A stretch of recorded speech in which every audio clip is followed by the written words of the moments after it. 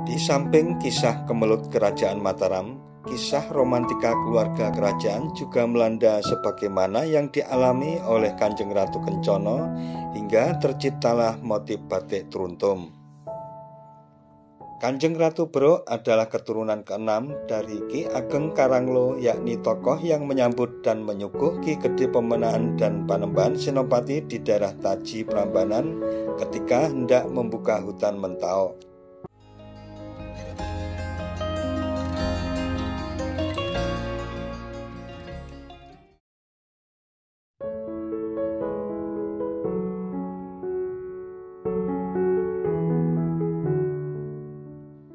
Assalamualaikum warahmatullahi wabarakatuh. Mitra DMTV. Wilayah Umbul Harjo, Kota Yogyakarta, terdapat sebuah kompleks makam tua dari kerabat Keraton Mataram dan Masjid Kagungan Dalem. Letaknya persis berada di Jalan Sultonain nomor 464 Sorosutan, Kecamatan Umbul Harjo, Kota Yogyakarta, Daerah Istimewa Yogyakarta.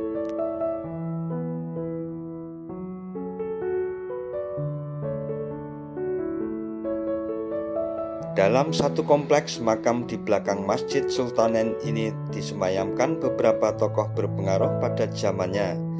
Tokoh tersebut antara lain Raden Ronggo yang dikenal sebagai putra Panembahan Senopati Raja Mataram Islam yang pertama. Kemudian Syed Abdurrahman bin Alaidrus yang merupakan guru Pangeran Mangkubumi yang tidak lain adalah Sultan Hamengkubuwono ke-1. Kemudian Permaisuri Pakubuwono III yang hidup pada kisaran tahun 1749 hingga 1789 dan masyarakat mengenal Permaisuri ini dengan Kanjeng Ratu Beruk.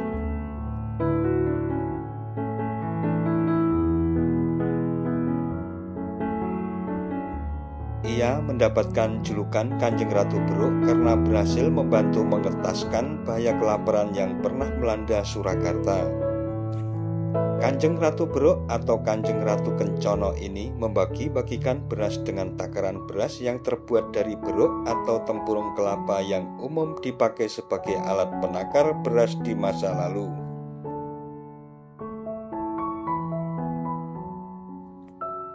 Masa sulit ini berkenaan dengan masa terjadinya Perang Suksesi Jawa ketiga, di mana Pakubuwono III saat memerintah Mataram harus menghadapi perlawanan Pangeran Mangkubumi yang saat itu sudah menobatkan diri sebagai raja di bekas Mataram lama dan Raden Mas Said sebagai patihnya.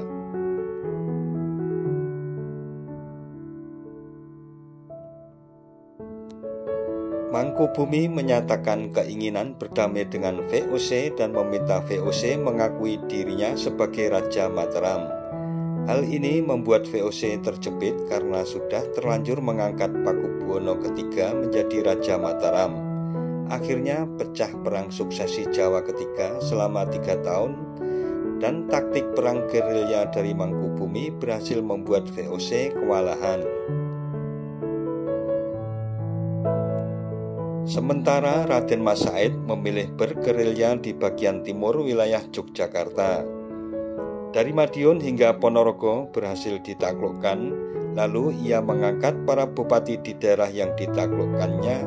Sayangnya langkah yang diambilnya membuat Mangkubumi merasa dilangkahi.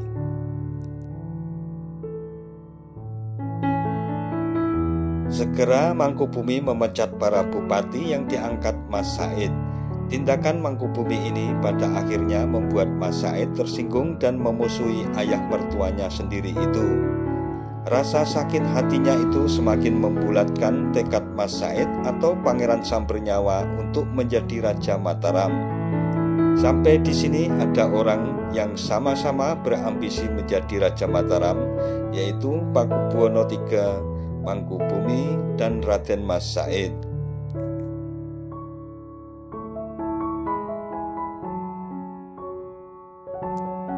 Di samping kisah kemelut Kerajaan Mataram, kisah romantika keluarga kerajaan juga melanda sebagaimana yang dialami oleh Kanjeng Ratu Kencono hingga terciptalah motif batik Truntum. Kanjeng Ratu Bruk adalah keturunan ke-6 dari Ki Ageng Karanglo, yakni tokoh yang menyambut dan menyuguh Ki Gede Pemenaan dan Panembahan Senopati di daerah Taji Prambanan ketika hendak membuka hutan Mentao.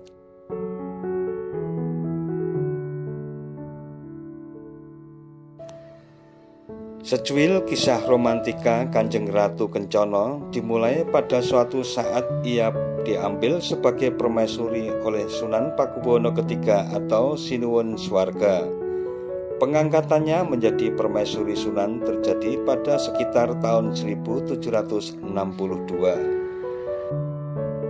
Kanjeng Ratu Bruk atau Kanjeng Ratu Kencana ini adalah pencetus batik truntum, di mana motif truntum merupakan simbol dari cinta yang bersemi kembali, juga sebagai simbol cinta tulus tanpa syarat, abadi, dan semakin lama semakin berkembang, yang istilah Jawanya adalah tumaruntum. Konon badai ini diciptakan oleh Kanjeng Ratu Bruk saat mengalami kesedihan dan keprihatinan yang sangat dalam karena tidak lagi memperoleh cinta kasih Sri Baginda. Kanjeng Ratu Bruk menciptakan suatu pola badai dengan disertai doa dan memohon rahmat kepada Sang Pencipta agar Sri Baginda kembali mencintainya.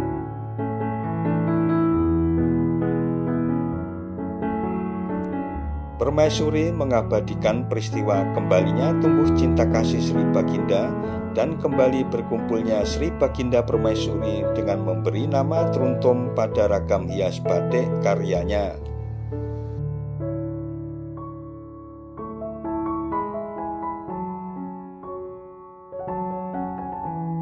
Kanjeng Ratu Bruk ini meninggal mendahului suaminya, di mana menurut peraturan istri yang meninggal duluan tidak boleh menepati makam Imogiri terlebih dahulu.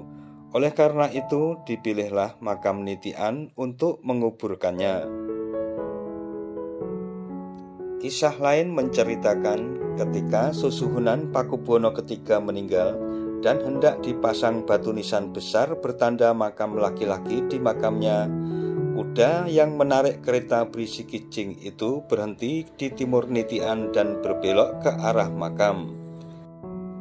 Akhirnya kijing itu dipasang di atas makam Ratu Kanjeng Bruk, sehingga sampai saat ini batu nisan Ratu Kanjeng Bruk adalah batu nisan atau kijing laki-laki.